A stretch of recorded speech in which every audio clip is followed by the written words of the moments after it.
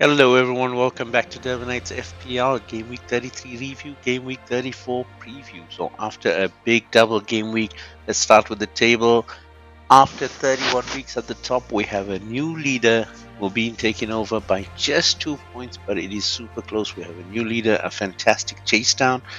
And now after that big double game week, fantastic performance, a lot of changes as well. Down at the bottom, you can see big changes happening. Let's look at the close battles. 8 teams out of 12 involved in some type of huge tussle here, including at the top, just 2 points separating the leaders. And then you look at that battle for the middle of the table, 5th, 6th, and 7th, a dead heat in game week 33, and just 17 points between those three roles. And then on 8th as well, 15 points behind, and then a battle down at the bottom as well to see how we're moving. Now, what did that mean for our player selections in the double game week? A lot of free hits and wildcards played. So we see Mo Salah still up there, 10 out of 12 managers with him. Alexander Isak and Morgan Rogers as well, 3/4 of the managers favoring them, and then 2/3 going for William Saliba and Omar Marmoush. On the differentiators, though, 8 big performances in this last week. Leandro Trossard, the pick of the bunch, 24 points and just owned by one manager, unfortunately not captain. Bernardo Silva as well coming good, as did Gabriel Martinelli, showing shades of last season. Brian Mbuemo as well, and Iberici Eze doing really well. 2 out of 10 managers scoring from them. Ollie Watkins coming in with some goals for Aston Villa in the double. Dean Henderson and Jean-Philippe Mateta picking up 10 points for just under half the managers this week. What did that mean for our hits and misses? Big defensive performances by a lot of the players as well. Some draws and some clean sheets in there. So Mobs, myself, Sax, Fati, Champ, Azra and Mohamed Siddiq all picking up 20 plus points from the back, but 30 plus points for Suwad. Big performance for her. And then up front, Mobs, Fati and Suwad picking up 20 plus points from the strikers. A terrible miss for those like me that captain Bukayo Saka, expecting him to play a big part in that. Looks like Arsenal have resigned themselves that they will not win the league this season or even challenge Liverpool, rather focus on UCL. He got only 2 points this particular game week out of a double game week. Quite sad. Now, looking at the best possible selection of our team, big performances. Henderson up front takes the number 1 journey. Raya gets the bench for that one. Huyson, Matson and Kirkes with 8 each taking up the back line, moving Guardiol and Mitchell to the bench. And in the midfield, big performance there. Bernardo, Eze, Mbuemo, Trossard getting the captaincy, and Martinelli. So 5 up in the midfield. And then Watkins and Mateta taking the front. Chris Wood having to make do with the bench. Only one assistant manager played in this week, which was Eddie Howe. Not a great performance for him, though. Just 1 point after that loss to Aston Villa as well.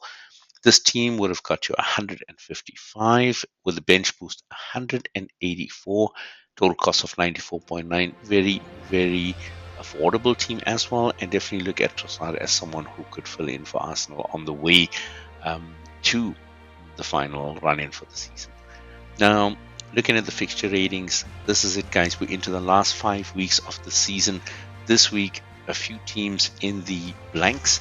So Fulham is one of the picks. They're taking out Southampton. Southampton already relegated. We know that they're quite poor in terms of defending, so a good chance there for some Fulham attackers. Looking at Leicester, also relegated now, but a chance for them against Wolves and Southampton to at least get some points in there. And then you've got Newcastle with a great game against Ipswich with Isak in form, as well as Murphy, Barnes, Gordon also looking to come back full strength. Eddie Howe's back as well, so look at how that's going to work out. Notts Forest have a tricky one against Brentford. On paper, looks like they should win, but you know Mbuemo and the team are quite good. And then looking at Wolves taking on Leicester. Definitely be on the lookout for Arsenal, Aston Villa, Crystal Palace and Man City, all of them blanking this week. Now, a lot of people doubled up on players from here for the double last week, so be very careful if you didn't free hit. Brentford again, tricky one against Notts Forest, who are fighting for the Champions League spot. Spurs taking on Liverpool, and a day when Liverpool are planning on winning the league at home, so I wonder whether Spurs have anything to stop them. Then you've got Everton taking on Chelsea. Then you've got Bournemouth taking on Manchester United. Both teams there pretty inconsistent on form. So with the long break before the next European slot, it's possible Manchester United will pull on a stronger team, but it still remains to be seen. And then, of course, Liverpool taking on Spurs, a tricky fixture for sure. Now, looking at our picks, again, a reduced lineup here. So on the back line, Edison's still out for Manchester City, but looking at Leno against Southampton might be a good option. Sells for Nottingham Forest, Hope for Newcastle. Then looking at Gabriel, he's out for Arsenal, as is Aina. Martinez, Hall, Shearer is now doubtful. Stones out, and then Wan-Bissaka still doubtful, and Tarkowski is out for Everton. Now, Trent is back though, so if you have the money for him, he's definitely one that you might want to play. Robinson from Fulham or Sessegnon. Now, just a note on Sessegnon, he has been going great guns because he's been filling in the left wing midfield position while Wilson's away, so he's been getting some goals as well. Not sure how his minutes might be impacted and his positional play as well, but he is a chance that you might want to take, so just putting a note on that. Kirk is in for Bournemouth against Manchester United. Kukure has definitely got the attacking edge with Chelsea. Milenkovic for Nottingham Forest, one of the better goal scorers considering Aina is away, and Brian Eduri doing this one, of course, for Wolves. Now looking at the midfield, still a lot of injuries there. Rodri, Foden didn't play in the double game week at all, and his form is quite terrible. Ahmad is on his way back, but not likely to get minutes this week. Kluivert had a bit of a knock. Madison for Spurs as well. Son's completely out for Spurs. Then you've got Emil Smith-Rowe from Fulham, unfortunately doubtful for this one, as well as Bellegarde for Wolves. Now, on the picks, of course, Mo Salah is a no-brainer, and then looking at Luis Diaz as well, who might get a run for this final game, because the season might be decided here. But then you've got Ilanga and Gibbs White for Notts Forest. Tricky game, but definitely players who can make it happen. For Newcastle, you've got Gordon, Murphy, Barnes. Now, chances are that all of them are not going to get 90 minutes, and the big question is on how they will be rotated. With Eddie Howe coming back and Gordon in good form, it's very, very likely that he will get a start.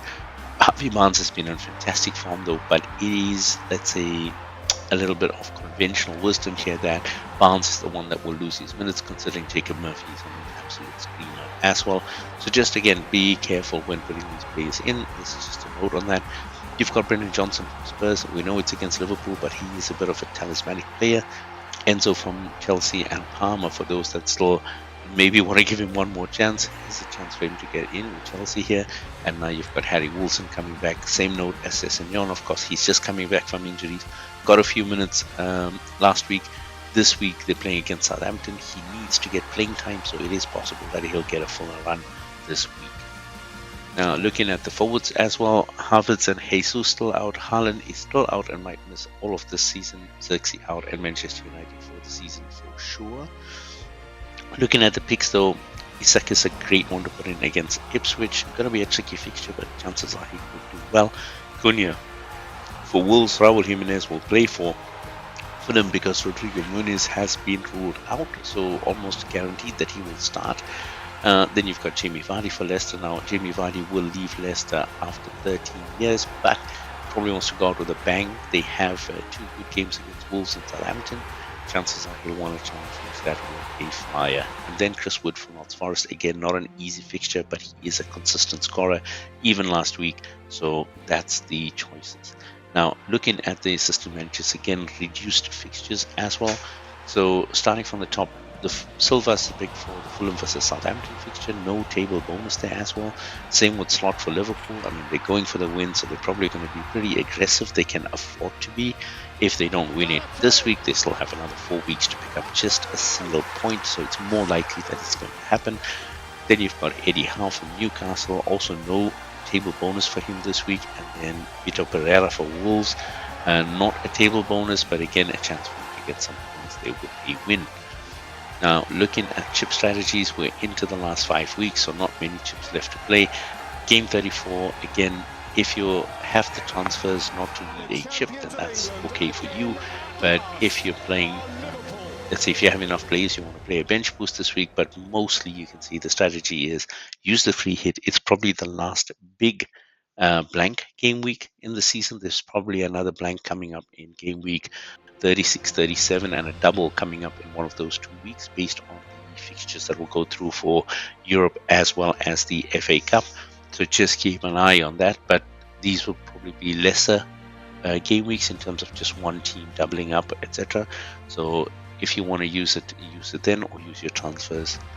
Now, that's what we have for now. It is pretty late, just 3 hours before the deadline, so get there making your change. Don't forget on the rush to leave a like, a comment, and don't forget to subscribe and turn on notifications for the next one.